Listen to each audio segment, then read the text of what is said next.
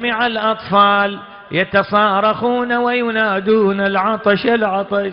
فثارت به الحمية الهاشمية وركب جواده وأخذ القربة وقصد الفرات، فأحاط به 4000 رموه بالنبال، فلم يعبأ بجمعهم ولا راعته كثرتهم، وشد عليهم يضربهم بسيفه، فلم تثبت له الرجال حتى كشفهم عن الفرات، وهو يقول: إني أنا العباس أغدو بالسقاء ولا أخاف الموت يوم الملتقى. دخل إلى المشرعة واغترف من الماء ليشرب، فتذكر عطش الحسين،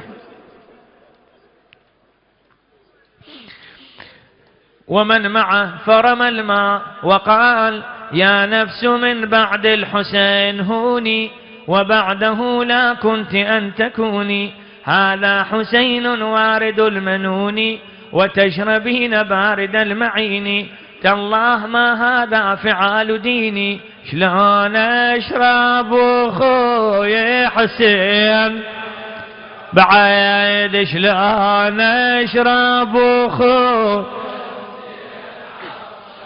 وسكنة والحرام واطفال رضعان، وظن قلبي العليل يلتهب نيران، يا ريتي الماي بعد لا حلا ومار، هذا الماي يجري بطون حيات، وذوقه قبل كبد حسين هيا.